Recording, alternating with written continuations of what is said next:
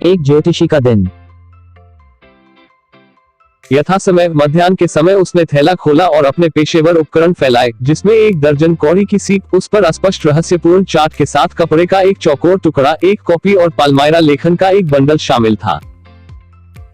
उसका माथा पवित्र राख और सिंदूर से सजा हुआ था और उसकी आंखें तेज असामान्य चमक के साथ चमक रही थी, जो वास्तव में ग्राहकों के लिए एक निरंतर खोज का एक परिणाम था, लेकिन जिसे उसके सीधे साधे ग्राहकों ने भविष्य सूचक माना और उन्हें आराम महसूस हुआ। उसकी आंखों की शक्ति काफी हद तक उनकी स्थिति से बधी थी, क्योंकि वे चित्रित माथे और अंधेरी मूंछों के बीच थी। इस स्थिति में किसी मृग की आंखें भी चमक सकती हैं। प्रभाव को बढ़ाने के लिए वो सिर पर केसरिया रंग की पगड़ी बांधता था। यह रंग योजना कभी असफल नहीं हुई। लोग उससे इस प्रकार आकर्षित होते थे जैसे मधुमक्खी कोस्मोस और डाहलिया डंठल के लिए आकर्षित होता है। वह एक फैलते हुए इमली के पेड़ की आड़ में बैठ गया, जो एक रास्ते के नजदीक था जो टाउन हॉल पार्क को जाता था। यह कई मायनों में एक उल्लेखनीय जगह थी। इस संकरी सड़क पर सुबह से रात तक भीड़ बढ़ती चली जाती थी। इस रास्ते में बहुत सारे व्यापारिक तथा व्यावसायिक स्थल थे। दवी विक्रेता, चोरी के हार्डवेयर और कबाड़ बेचने वाले, जादूगर और सबसे ऊपर सस्ते कपड़े का एक नीला मक्ता, जो पूरे शहर को आकर्षित करने के लिए सारा दिन पर्याप्त कोलाहल करता रहता था।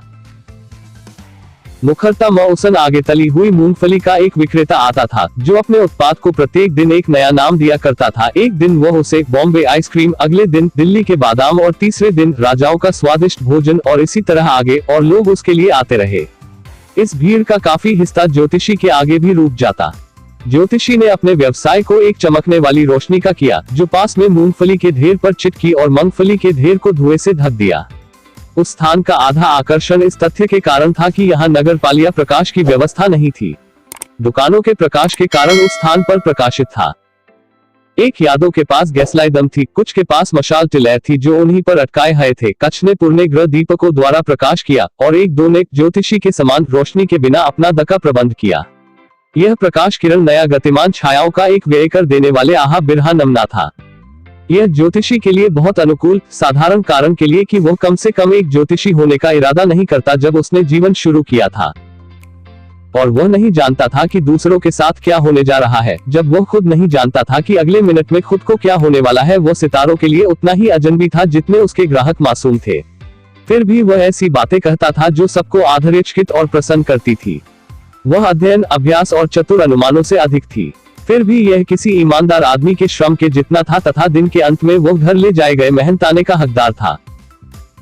उसने बिना किसी पूर्व विचार या योजना के अपना गांव छोड़ दिया था। अगर वह वहां रहता तो यह अपने पूर्वजों का कार्य ही आगे बढ़ाता, अर्थात भूमि को जोतना, रहना, शादी करना तथा अपनी मकई को कविता और पैतृक घर में रहता।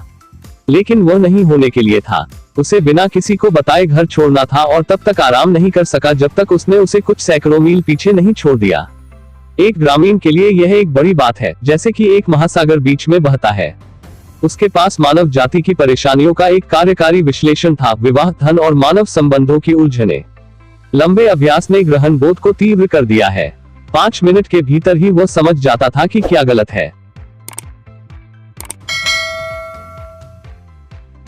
वह प्रत्येक प्रश्न के लिए 3 पाई का शुल्क लेता था। दूसरे ने जब तक कम से कम 10 मिनट तक बात नहीं की, उसने उससे पहले कभी अपना मुंह नहीं खोला, जिससे उसे 1 दर्जन जवाबों और सलाहों के लिए पर्याप्त सामान मिल जाता था। जब उसने अपने सामने वाले व्यक्ति को उसकी हथेली की ओर देखते हुए बताया कि कई मायनों में आपको अपने प्रयासों का पूरा परिणाम नहीं मिल रहा है, तो 10 में से 9 उससे सहमत हो जाते थे। या वो सवाल करता, क्या आपके परिवार में कोई महिला है, शायद दूर की रिश्तेदार, जो आपके प्रति अच्छी नहीं है? या वो चरित्र का विश्लेषण करता, आपकी अधिकांश समस्याएं आपके स्वभाव के कारण है, अन्यथा आप कैसे जीवित हो सकते हैं? आपका शनि जहां पर है, आपके पास अभेद्य प्रकृति और रुखा बाहा स्वरूप है। यह उसे तुरंत उनके दिलों तक पहुंचा देता से सबसे कोमल व्यक्ति भी यह सोचना पसंद करता है कि उसका डरावना बाहा स्वरूप है। मूंगफली विक्रेता ने अपनी मशाल को बुझा दिया और घर जाने के लिए उठ गया।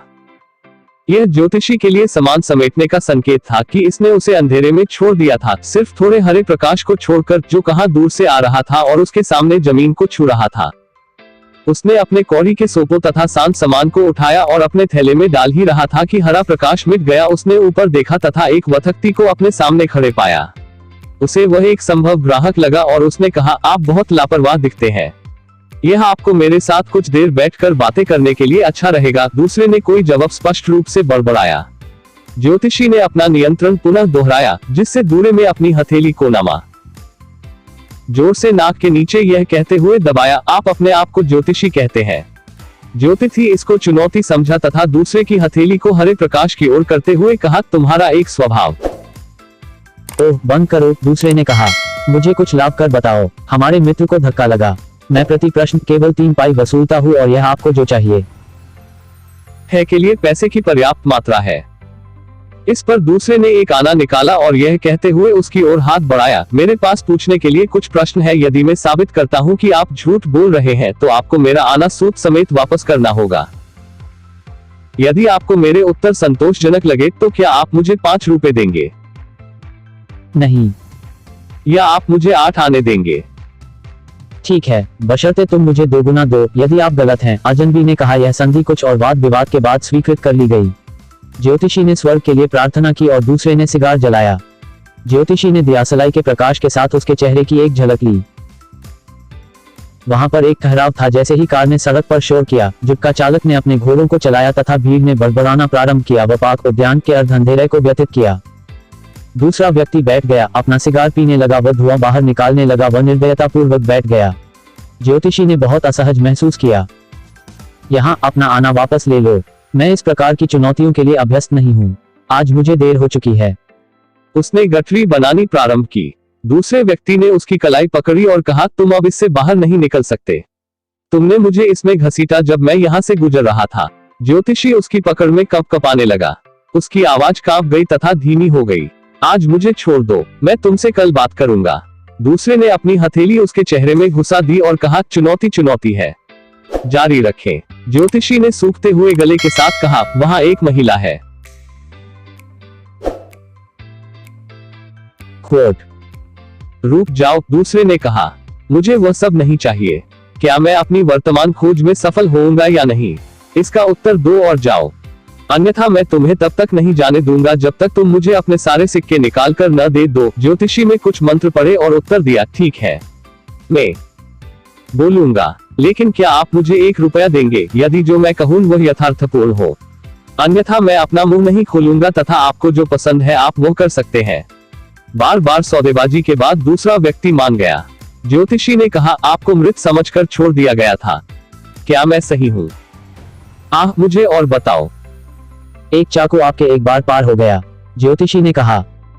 अच्छा साथी, उसने अपने सीने को जख्म दिखाने के लिए नंगा किया। और क्या?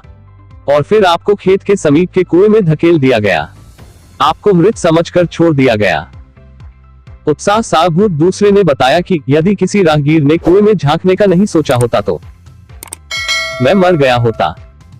उसने अपनी मुट्ठी बंद करके उससे पूछा, मुझसे वह कब मिलेगा? ज्योतिषी ने जवाब दिया, अगली दुनिया में। वह 4 महीने पहले दूर एक शहर में मर गया था। अब तुम उसे कभी नहीं देख पाओगे। यह सुनकर दूसरा व्यक्ति कराह उठा। ज्योतिषी ने कहा, गुरु नायक, तुम मेरा नाम जानते हो? दूसरे व्यक्ति ने कहा, और वह हक्का बक्का रह गया। जैसे कि मैं अन्य सभी चीजों को जानता हूँ गुरु नायक, मेरी बात ध्यान से सुनो कि मैं क्या कहना चाहता हूँ। आपका गांव इस शहर की उत्तर दिशा में 2 दिन की दूरी पर है।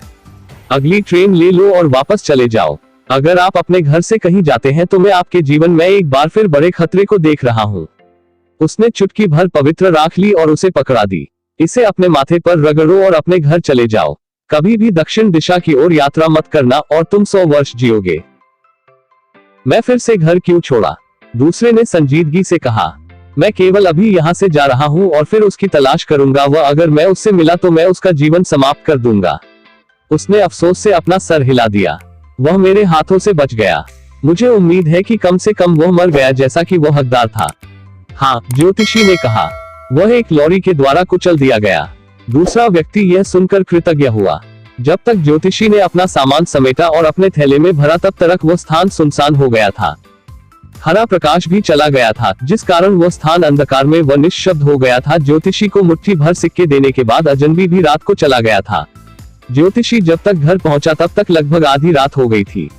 उसकी पत्नी दरवाजे पर खड़ी उसका इंतजार कर रही थी और स्पष्टीकरण मांगा। उसने पत्नी की ओर सिक्के फेंके और कहा, इन्हें गिनो। एक आदमी ने यह सब दिए हैं। गिनने के बाद उसने कहा, 12.5 आने हैं।